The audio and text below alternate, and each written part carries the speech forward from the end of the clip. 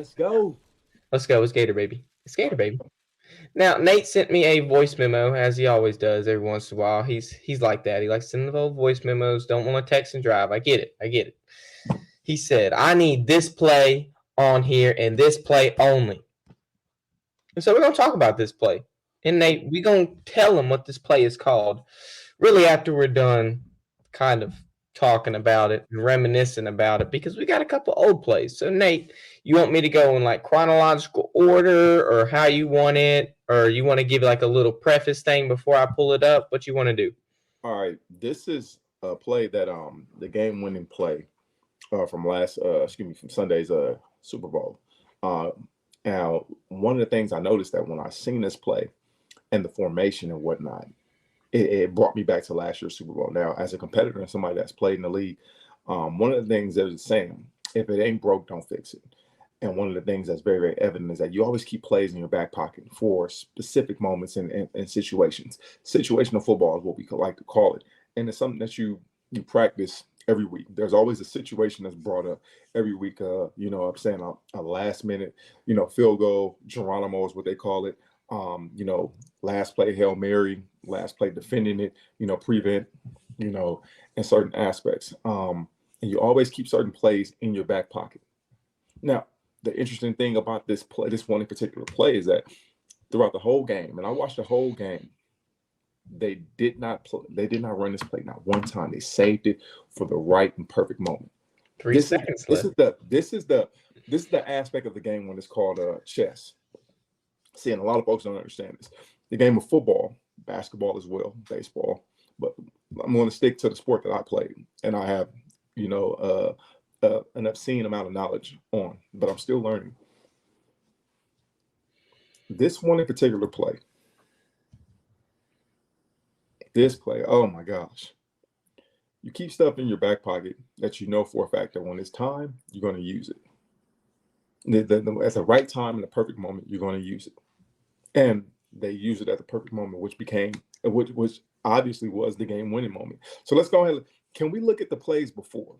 Let's look at the plays before, because I'm going to say right now, this first play is plain Jane. You don't have anything on it yet. This is plain Jane. And we're going to play it real quick.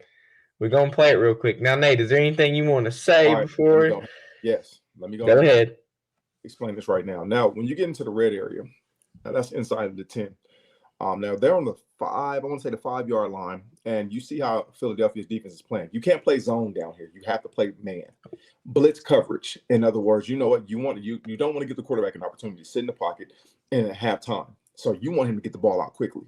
So as you see, all their DBs are up in a press position. You have single high safety. So there's a cover one. This is a cover one and whatnot. Everybody's man on man. They're going to send pressure. They're going to have the linebackers. You know what? That linebacker is going to be locked up on the back, so forth and whatnot. Now, let's go play. Okay. Now, you see that motion right there, that motion. And I hate that it's against my old teammate Slay. Now, if you see how he's giving knowledge to the safety, that he's going to have to take that because it's all going to go in motion. So the safety will replace. Slay would normally go to the middle. But this is the beautiful thing about Andy Reid. I've been put in a situation as such. I've been put in a situation against Andy Reid. This exact same motion and play. Now, what they do is, because they know for a fact that you're in man, and he's going to you see how Slay's momentum is still carrying him over.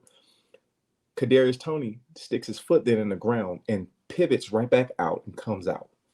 This right here is probably one of the most genius and diabolical plays because there is no defending that. So let's go ahead and let the play. Bam. That's an easy walk-in, pitch and catch touchdown. That's what's called chess. That's the chess match in the chess game within the game. Now, this is what's funny is that there's another play in the game, in that same game. I think the game-winning play in this Eagles Super Bowl last year. Do you have that? Oh, Nate, do I have? Do I have that? This is the one with just. We're gonna say it's got just a little bit of ketchup on it. Yeah, Okay, let's we're go. gonna say it's just got a little bit of ketchup on it. Last one was plain Jane, but this one has a little bit of ketchup on it. Now, Nate, why does this one have ketchup and the other one doesn't? What's different about this one that they used to win rather than the first one we just watched? You know what? To be honest with you, it's the same on the 5 yard line. It's the same thing. Now they dress it up a little bit differently, meaning they bring the receivers inside the number. It's now we like to call that tight split. We like to call that tight split inside of Ooh, the numbers and tight everything. split. Yes. Now, when they're in that tight split such as that, the first thing as a DB you thinking of on both sides, there are going to be some mesh concepts. Trying to get a pick and rub route. There's going to be some type of mesh concept and whatnot. You play off. You can't bump that because you see all of that commotion that's inside. You see the linebackers, you see the safeties, everybody's up. And if they run the undercut, which they will, that's how DBs run into each other and free up the offensive players.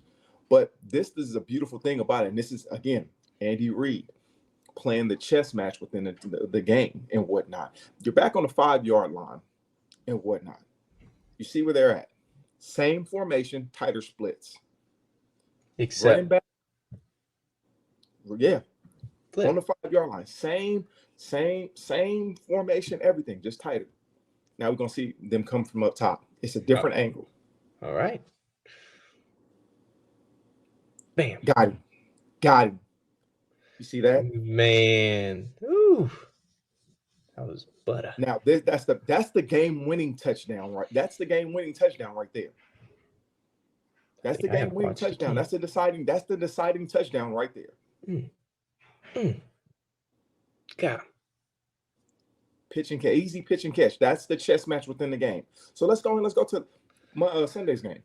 Okay. Sunday's game. Now, this one, I want to say, Nate, Andy Reid said, and I'm quoting him, has not just a little bit of ketchup. It's got the ketchup and it's got the mustard. And we're going to really see what he's talking about in this Super Bowl play. Now, this is 8 seconds left. The game is on the line. You miss this, you might not have another shot on another play. So, Nate, go ahead. Tell them what's up. All right. Now, they did it a little bit different. 3-by-1. 3-by-1, back strong. So, really, it's a 4-by-1 situation. It's an overload. San Francisco's playing, blitz coverage where everybody's up. It's man. You cannot play zone. Everybody, hey, that's your lunch. You bought it. Where if he goes to the bathroom, you help him shake it. You help him wipe and you help him shake it. That's who you got and whatnot. Now, this was when I say I've watched a lot of Super Bowls, been to a couple of them, and from the standpoint of a competitive standpoint, just watching and analyzing the play calling, the chess match that's being played between offensive coordinator and defensive coordinator on both sides and on special teams. Andy Reid is arguably the best play caller in the game. And I liken him I like to compare him to, okay, we love Bill Belichick when it comes to defensive game planning, how to, stop, your big time targets and whatnot, your prime time players, just to limit them and just game plan around them and his adjustments. Andy Reid, from the offensive standpoint, from the offensive side, I liken those two. They're the same from an offensive standpoint because Andy Reid began to figure out that 49er defense mid-third quarter. He started to figure things out, getting guys involved. Travis Kelce, Isaiah Pacheco started going. Marquez Valdez-Scantling, Rice, and Mecole Hardman started to make some moves and whatnot. Again, figuring out the opponent. That's the chess match. This play right here, just to save it for this in particular moment, this is what play calling is all about. And when I say, and again, I've been on the opposite side where I've had to defend an Andy Reid team, where it makes you think. It makes you really question sometimes the principles of your defense, the foundational points of your defense, your technique. Just question how we do this, because they do things unconventional, but they also bring something that worked months ago that you haven't seen in previous game film and game study footage. Let's go and let's do this. Okay. Mustard and ketchup, baby. 3x1, 3x1. Same format, Bam. same. Now, the wrinkle that they added to it, I don't know if you can see it, is that they use the run action. And the run action, to be honest with you, is for the Bosa, for Bosa. Oh. It's for Bosa, for the DN. But Bosa's on the opposite side of... No. Bosa was right. No. Go back. Bosa's on the strong side. That's the strong side right there. That's Nick right up there. He's in between. If I'm not mistaken, that's Travis Kelce, and that's Oh. Did they line him up right there because of this play? He's always the left side DN, which symbolizes, quote unquote, the strong side. Okay, yeah, I didn't know I thought he was. Yeah. I thought he played on the opposite side. No, see again that the opposite side. They were interchanging Randy Gregory and Chase Young. Chase Young. So look at this. Now you got, who is that? Jerick McKinnon in? Yeah. Yeah, you got Jerick McKinnon. Now the thing that's beautiful about this is you look at Charvarius Ward. He can't see him come back out because Travis Kelce it works like a natural pick play. In that moment, he gets into his vision to where he can't see it. By that time, he's outflanked, and all Patrick has to do is just lob it up there, and Miko, all he has to do is catch the ball and walk right into the end zone. That's Charvarius. This right here, this is it. As a defender, this is beauty. This is a beautiful play because, there's no defending it. Now look, let's just play it. Let it play out. Let it play out. Now you see how now that's why they use the run action. Nick Bosa squeezed down to the mesh. He squeezed down to the mesh because he thought they were going to run the ball. Kansas City had 2 timeouts left. So again, he can't see him because look at Travis. Travis is in. He's in Travarius's. I hope I said his name right. He's in his eyesight, so he can't see it. Look, Miko's literally right behind Travis's butt. Miko's little, Travis is big. Easy. That's pitch and catch right there. That is chess match. That is a beautiful play, and that's calling the play in the right time, in the right moment, inside of the red area where you know a team's got to play blitz coverage, and they're going to send everybody. Because again, all you got to do is get that ball across the plane. They're on the 3-4 yard line, give or take. And again, this is the perfect play.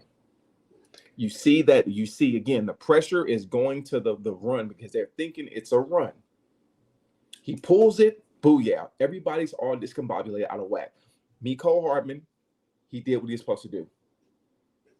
And it's hard to again, these are certain plays that, again, they probably had not seen from the Buffalo game, from the Baltimore game, because again, when you see those games, the AFC Championship and the divisional round, those are the games that, the plays, you look at the positive plays that they ran and whatnot, which are more likely going to be in their game plan going into the Super Bowl. So you have to prepare for that. I hate to say this, but you don't prepare for that in particular play right there. That's just a great play that you have in your back pocket for a situation. So, I mean, yeah. And Fred Warner, I mean, you can look at him. His eyes are on Patrick Mahomes. He's playing QB spy. He's playing QB spy. The mesh is what the wrinkle that they added into it, which I love. That again, the run action, just to go ahead and have people, again, you have to respect that, because if you don't respect it, he could be, Jerick McKinnon can be running there hitting his head on the goalpost right now. You have to respect that as a linebacker. You have to. But that's the beautiful wrinkle that Andy Reid and play calling that he does. I mean, kudos to, I tip my hat to Coach Reid, Matt Nagy, offensive coordinator, and that whole offense and how they game plan, and for the right moment, the situation that they're in, they had a perfect play, situational football. And this is why it had the ketchup and mustard. This is why it had that little wrinkle. But Nate, go ahead and tell them what that play's called while we're here. And we've been waiting for a little bit. What did Andy Reid decide to call that little play he drew up right there? What did he call that play? What did he call that play? What were you thinking about on the thumbnail, Nate? Corndog. Corndog. I'm gonna tell you because I've been in that position. That's not a play. That's I can't say what I want to say what that play is, but I have been on that end where I'm just like that because you Man, can't do anything about it. You have to actually just take it for what it is. This is the game of football. This is the game of football. You win some, you lose some, and in that moment, in that aspect, and the biggest game of the year, the biggest play of the year, arguably. I mean, I'm going to put that play up there with the walk-off touchdown in Tom Brady Atlanta Super Bowl with James White. I have to put that up there with them. okay, well, who's number 33 on the Niners? He was out of position. Hold on, let me see. Oh, let's go back. Can we Let's go go back? back. Can we go back? Let's go back. There it is. Go to the original. Like, can you do it? What original one? All right, no, they're This right one right there. here? 33. That 33 is right there on the point. So they're playing man.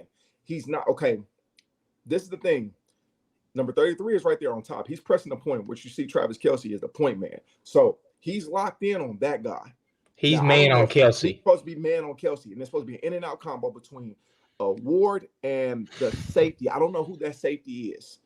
I don't know who it is. They used to have Jimmy Ward, but I don't know who that is. There's an in and out between 1 and 3. They press the point and lock the point. We like to call that a tango. 31 is that they just That was Logan. That was Logan. He's 30. Logan Ryan. That's right. That's right. Logan. They just signed him right before. So wait a minute. Logan's up there. I think Logan Ryan's 33. I think Logan Ryan's 33. The other linebacker, he's 43 if I'm not mistaken. That's the one that's right next to he's right next to Fred. So again, okay, let me just break down this point. So there we call it a tango. We call it a tango. Yeah, go back to the QB view. Go back to the backside view. I'm gonna go back. I'm gonna let it play because I don't want to skip it. All right. That's okay. So 33 is man who's Logan Ryan. They just signed him before. Yeah. He's man on Travis Kelce. Yeah. Logan Ryan's like 33 years old. Two-time Super Bowl. This right here. Pause it. All right. So you see that he's locked up. He's on a point. That's what we call a tango. We got 3 DBs over 3 receivers. Now he's locked up on a point, and there's a combination between 1 and 3. So when who is that? When Miko goes in motion, that changes the responsibility between the number 1, the corner, and the safety that's right back there. Right, what number is that? Is that number 20? Which one? Because he's right there, right next to. You're talking about to the right of Fred Warner. Yes. I think that's 27. Okay, that's the combination of responsibility change. So they bump. So the minute he comes back out, the minute that Miko puts his foot back in the dirt and comes back out, they're all discombobulated. This is something that you have to talk about before the play even develops or anything. You have to be very, very, very straightforward in your communication. If this happens, this is possible. You have to communicate because responsibilities change in quick instances such as this.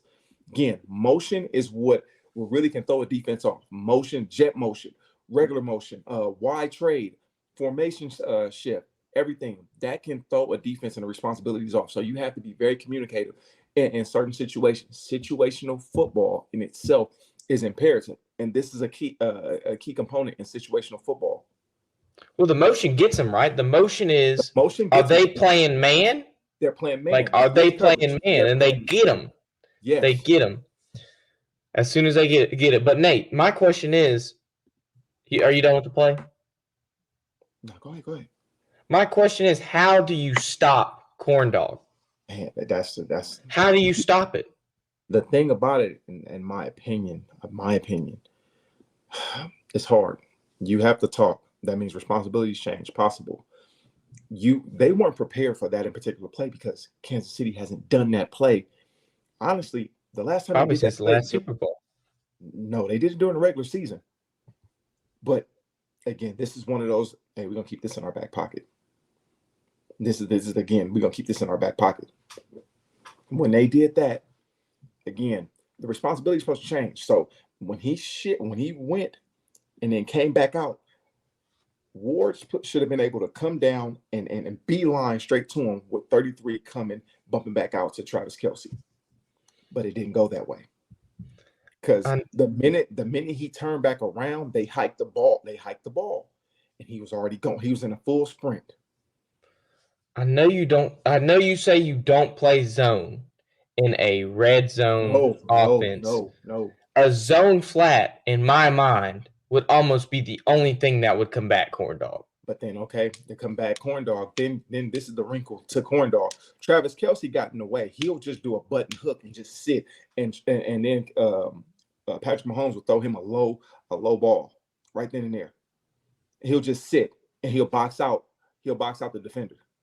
But is there a way you could just make that zone flat adjustment and leave the rest to man? You can't. But that'd be too difficult to teach. It's not difficult to teach, but you got to look at the foundation points of the defense. If you got one person playing zone and the other people playing man, there's 10 people doing one thing and one person just doing something completely different. That compromises the integrity of the defense. Well, they do that with players like Jalen Ramsey.